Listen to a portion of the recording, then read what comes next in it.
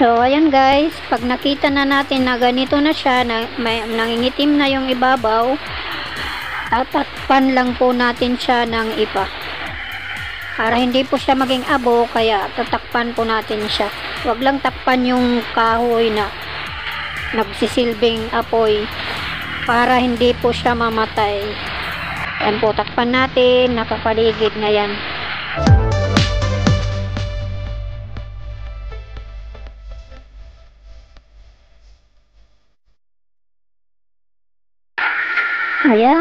Ayan na. Lumaki na yung apoy guys. Napabayaan kasi. Kaya takpan natin yan guys. Takpan para hindi siya maging abo. Ganyan. Yan. Tirik na tirik po kasi ang araw. Kaya mabilis siyang mag-apoy. Kaya ganyan. Napabayaan ko kasi. Tanghali na po kasi. Kaya kumain muna si inay. Ayan. Ayan, takpan lang natin yung nag-aapoy na yan.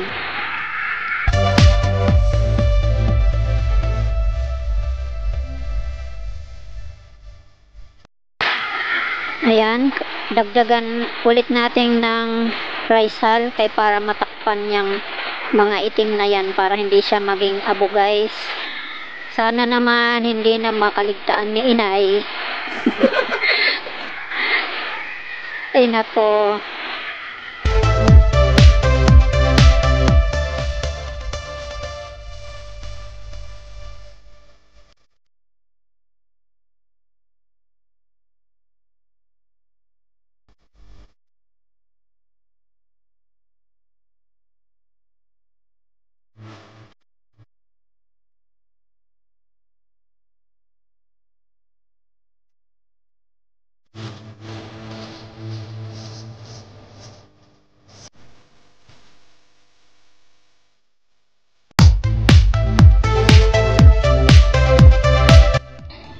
So, ito na, malapit na akong matapos guys.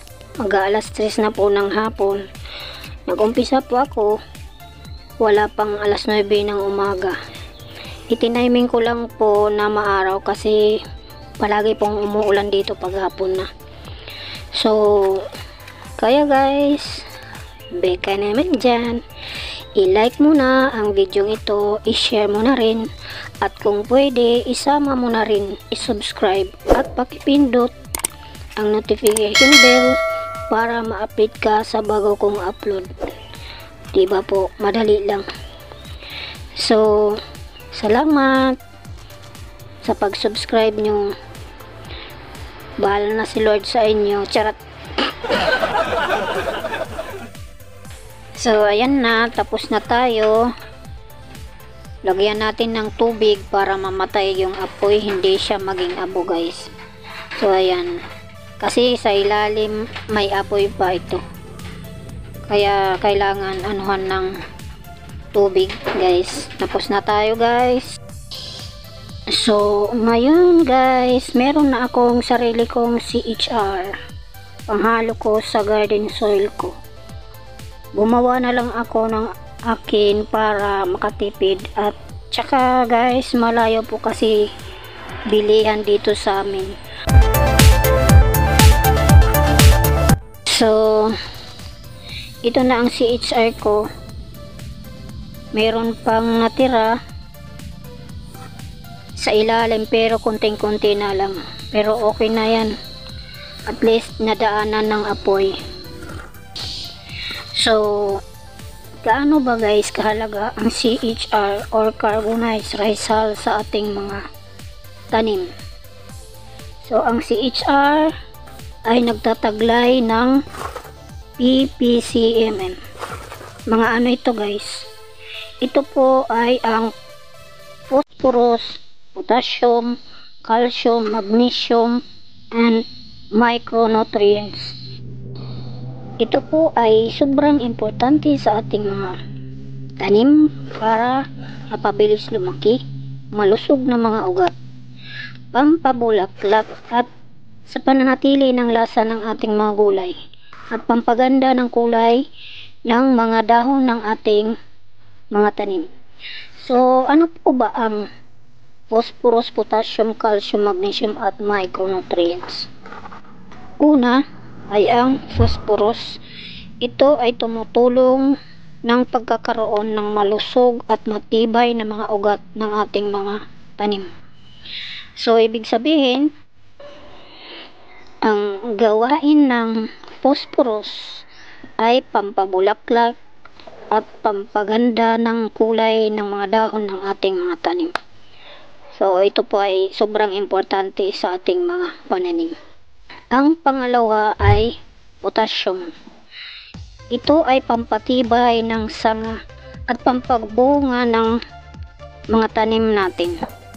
So, pag walang potassium, magiging matamlay ang ating mga tanim. Ang pangatlo po ay ang calcium. Ito ay para iwas sa mga sakit ng ating mga halaman. So, kung walang calcium or kulang ang calcium ng ating mga halaman, ito ay nangungulubot or naninilaw ang ating mga dahon ng ating mga halaman. Ang pang-apat ay ang magnesium. Ito ay nagpapatibay at nagpapalusog ng ating mga halaman. So, importante din po itong magnesium sa ating mga tanim. Panglima ay ang micronutrients. Ibig sabihin ng micro ay maliit, ang pinakamaliit. So, bakit importante sa ating mga halaman ang micronutrients. Ito po ay nagsisilbing vitamins at minerals sa ating mga halaman. Ito ay ang araw, ang sun, ang tubig, at ang hangin. So, ano po naman ang benefits na makukuha natin sa CHR or carbonized rice hull? Una, as organic fertilizer. Pangalawa, nagpapabuhaghag ng soil mixture natin. Pangatlo, tirahan ng mga kapaki-pakinabang na mga organismo. Pang-apat, pang-control ng mga insekto para hindi makalapit sa ating mga tanim.